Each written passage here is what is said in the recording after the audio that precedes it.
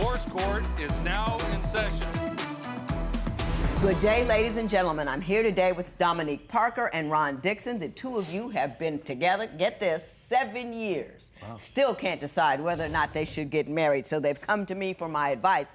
They gave me a copy of their marriage license with permission to tear it up should I find that their union is ill-advised. They've given me a compatibility test, which you took, which alarmed me. So I'm going to talk about that later, but before we get to that, Ms. Parker, I'm going to start with you. I know you love him. You've been with him 7 years. Why are you hesitant to marry him? Because Ron stays out a lot. He'll come home from work on a Thursday, leave out to go hang out with his friends, won't return home for a couple of days. A couple of days? A couple of days, yes. One Thursday, he knew he was going to have a storm. I waited for Ron to come home. He didn't. About 3 or 4 o'clock in the morning, during all this rain, and our area was flooded. So in comes Ron, 3 or 4 o'clock in the morning, drunk as usual. In his mind, he figured I was cheating or whatever reason. He packs all his stuff up, proceeds to go out the door, and like I said, it was flooded. So when he took one big step, his clothes and everything else went with the water. His clothes going one way, Ron went the other way. So after that, Ron came in the house and proceeded to do it again. And my thing is, when Ron stays out, get drunk with his friends and everything else, that really bothers me. That it bothers me a lot. And I tell Ron, this bothers me.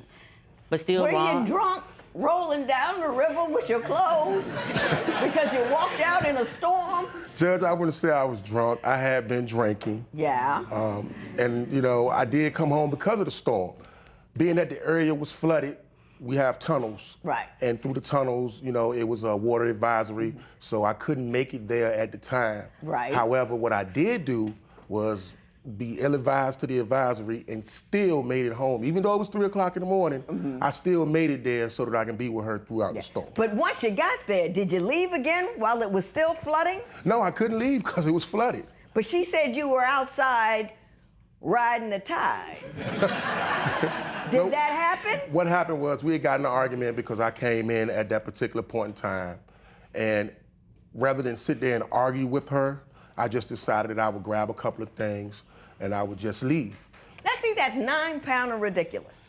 You've got a life-threatening situation outside the home. You've got a woman inside the home. You're going to risk your life and her safety by going out in a river because you don't want to argue.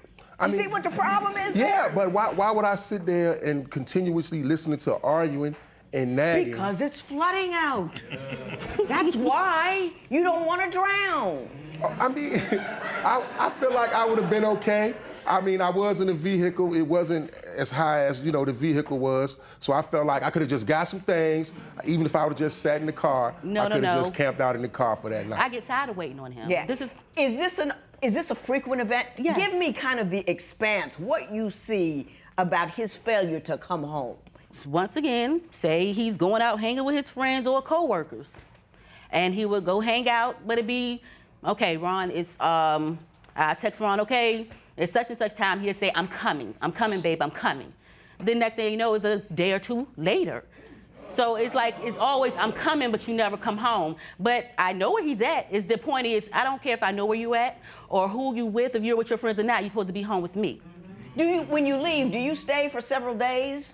No, not all the time, Your Honor. There has been on occasion. No, there has been instances where I have, but she makes me do these things because of her attitude and her nagging and her complaining. I'm like this. I'm not gonna sit here and argue or fuss and fight with you. I just rather eliminate myself from the situation and let cooler heads prevail. What does she typically argue and fuss and fight about? Well, it can be just with me being out with my friends. She know when she met me that I had a close knit circle of friends. We all get together at various times. We go out, we drink, we hang at each other's houses. And sometimes it can be late into the wee hours of the night. It can be late because, I mean, that's something that we do. Oh, I've invited her on several occasions. However, she don't indulge like that. She doesn't drink like that. And, you know, a lot of times when we're out late, that's not her thing. She's not one to stay out late a lot of times. So, you know, now, she knows where I'm at. Let me ask you a question. You get a woman, you know, first of all, you're single, you're running around, you're doing what you want to do. And you find a woman you like. and you bring her home and you install her in your house, do you alter your behavior at all as a function of the fact that your domestic situation has changed? Yes, I have. I've altered my behavior And tell me a great how deal of you've a lot. altered your behavior. What's different now that you have her? Well, a lot of things is different. Like I said, a lot of this is in the beginning where I don't stay out like I used to. I communicate with her more. And, you know, a lot of times I'd be willing to spend time with her. However, when I'm there, her thing is she's in the phone. That's my issue with her. Okay. She's either on social media or playing games. Now, Ms. Parker, now, wait a minute. Now, take a moment. Take a deep breath. Lean back. Yeah, I'm leaning way back. Are you, when he is home, is it a pleasant place for him to be? Or is there attitude or electronics and nothing else? It could be our attitude in the beginning. My phone, because I'm always with my phone. He's not home. That's her problem. She's with the phone. I'm with my phone. But when he does come he home, comes do home you and he put goes the to phone sleep. down? He said we cannot communicate. I get more communication out of him when he's drunk and sleep. I can ask him any kind of questions, and he will answer them. So therefore, he can't say when he's home, he don't want to be bothered. He's on the same phone I'm in, he's in his phone too. He's on social media talking to this person and that. He just left his friends and still talking to them on social media. So what do I supposed to do? Yeah, I see what the problem is, but beyond that, I understand that, Ms. Parker, you've got some attitude problems that has to be addressed. Out of the blue, here she comes, steaming, steps in between me and the female. I'm his lady, why are you in his face? And I'm sitting there trying to explain to her that this is, you know, this is a mutual friend of ours, you know, this and that, and we're talking about a ceremony. Now, did you do a frontal assault on a woman you didn't know because you were concerned about what was going on?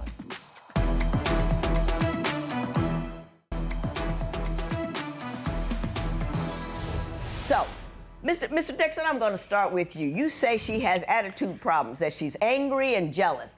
Give me the best story you have to illustrate that.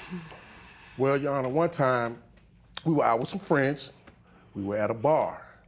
Now, this was a childhood friend that I've been knowing for a long time. She's also associates with a mutual friend of ours as well. So we're out and we're conversing. She comes to me, she said, "Hey, Ron, I haven't seen you in a long time. I'm letting you know that I'm having a graduation ceremony for my son. I want you to take my number and I'm gonna give you the number to get to the place where, you know, you can come and help us celebrate." Out of the blue, here she comes, steaming, steps in between me and the female. And what'd she do? What are you taking his number for? Why are you in his face? Give me the I'm full his lady. gesture. Was there anything else going on physically? I mean, no, it was just her body language, neck rolling, she was in the way. Who are you? I'm his lady, why are you in his face? Why are you giving him your number? And I'm sitting there trying to explain to her that this is, you know, this is a mutual friend of ours, you know, this and that, and we're talking about a ceremony. Now, did you do a frontal assault on a woman you didn't know because you were concerned about what was going on? Yes, because Ron had, when he has a lot of female friends, grant that. He can have female friends, but I can't have guy friends. He's one-sided, he's so one-sided. But every time we're at this place, he has females jumping on him, hugging him. But if I would've did the same, like the same place, I have a mutual Facebook friend. How you know these people? So he, "Hey, Diamond, how you doing?" Gave me a hug. And Ron watches from the front door, came in at me. If I see him hugging on you again, we're gonna have problems. But it's okay. Is that accurate? No, the difference with her female friends is this. The female friends that I have, we grew up, it's nothing sexual, it's nothing more, So it's no other type of attraction. Her guy friends, they're looking for something more. Now, I want to talk about that for a minute because you have a specific concern with the respect to the way she dances, which gives you ideas about the way she's dealing with the dudes in her life. So why don't you tell me what your concern is? Well, Your Honor, one time we were in a Mexican bar, and you know, the music is playing and things like that. So her uncle wanted to go. We need to go get some more cash. He was drinking a little bit, so they asked me to drive for him, which is, I say, only about 10 minutes away. So we get in the vehicle, we drive. I tell her, sit here at the table. And you know it's ratchet because she's smiling already. Right. We're coming back. You know. It would only take 10 minutes. I tell her, watch my drink. We'll be right back. We're going to get the money and come back. So by the time we go get the money, come back to the bar, I goes to the table, I'm looking for her. She's nowhere to be found. So keep in mind, I'm looking around. Everyone is 5'2", 5'3". Here I am, 6'4". So I can see clearly across the dance floor. Right. I'm looking and I'm looking. And all of a sudden, I see a little crowd gathering. And I'm looking and I see her. She's dancing with the guy. Now keep in mind, it's Latino music playing. Right. But she's up there like she's Beyonce. Gyrating, shaking her butt, and Was all up on the guy. she dropping it? Dropping it like it's hot. Was there any twerking? She was so close with this guy, she left no room for Jesus. That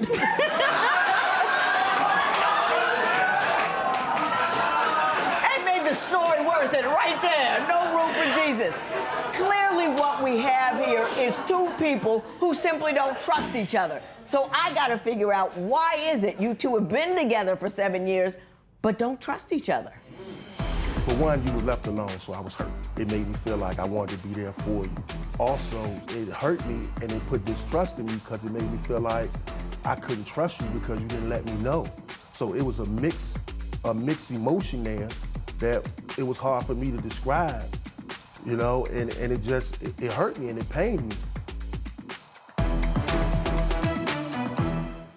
Let me tell you what jumped out at me.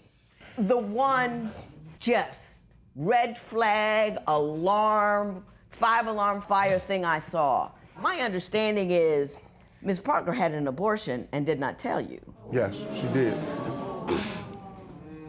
How did that make you feel when she had that abortion and didn't tell you? Did that change radically your decision whether or not she would be a person with whom you could build a life? Well, it made me feel... Tell her. Well, it made me feel like that, for one, you were left alone, so I was hurt. It made me feel like I wanted to be there for you, to go through what you went through, because I know that wasn't easy. Also, secondly, it hurt me and it put distrust in me because it made me feel like I couldn't trust you because you didn't let me know. So it was a mixed emotion there that it was hard for me to describe, and it hurt me and it pained me. But at the same time, I didn't know what to think and how to look at you, but I did empathize and sympathize with you. Very well said. Now, Mrs. Parker, I'm gonna give you an opportunity. Tell him why you felt like you had to do it. Tell him. I had to do it because you wasn't there. How do I know you feel these things? You didn't show it. You was with someone else. So how you think that made me feel? You talking about your hurt and pain, but you not, and don't realize the pain that you caused me. That was painful on me. That was very painful on me. Did you hear her? Yes. Did you hear him? Yes. This is how you have a conversation, people. This is how it gets done. This is a before your vows, not a break my heart. So I want you to take 30 seconds, Ms. Parker, 30 seconds, why he's the dude. Despite all this, don't say nothing negative. Give me something to work with. Why might he be the guy for you? Because he's a driven person. He's a lovable person, and I know he is. I love him because who he can be and who he actually is. I love him for his flaws. I love him for everything he actually is. I don't look at that because it's genuine love there. That's not too good.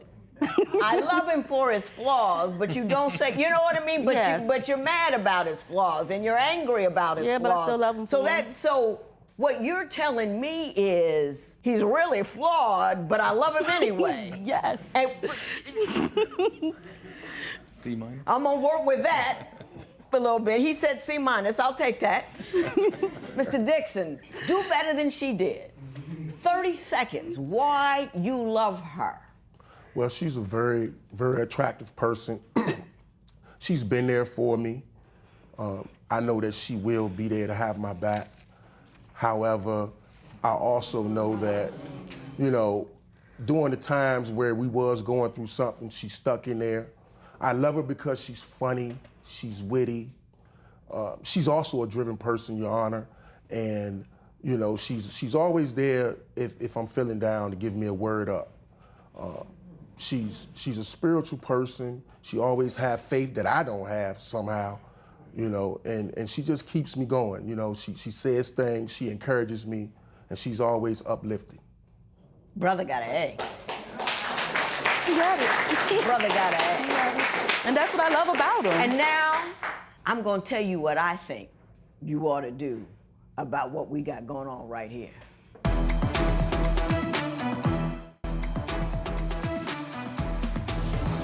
As raggedy as your situation appears to be, I'm a fan. And I'm gonna tell you why I'm a fan. You're two mature people. You're making young people mistakes, but I think that you have the capacity to go beyond that, especially because of what you said, Mr. Dixon. I think everything he said about you is absolutely 100% true, that you are down for him, that you're there for him, that you're witty, intelligent, and encourage him. I'm gonna tell you what I wrote down when I saw your compatibility test. I said, neither one of them knows what it is to be in a relationship. You two are like LeBron James and Steph Curry. You're supposed to be like Steph and Durant and LeBron and Kyrie. I know they traded him, but that's the only name I know.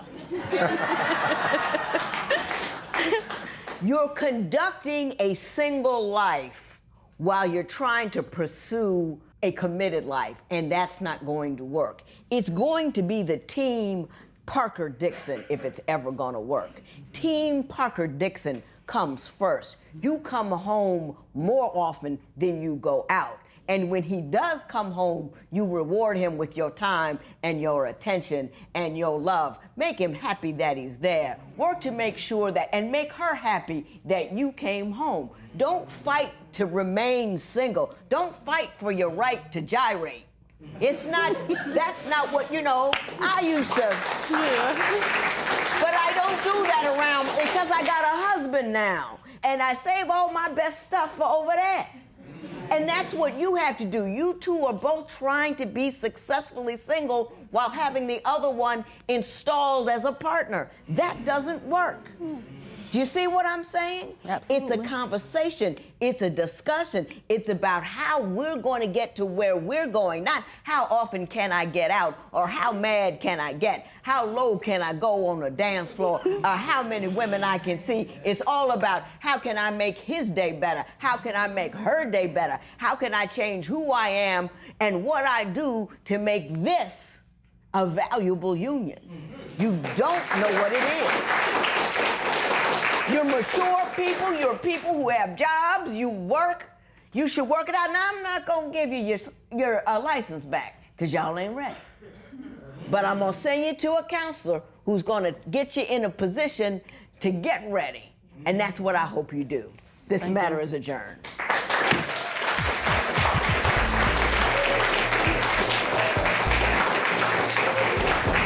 When I heard how Ron felt about me, I feel that we can make it. He can be husband material, that we really can go further in this.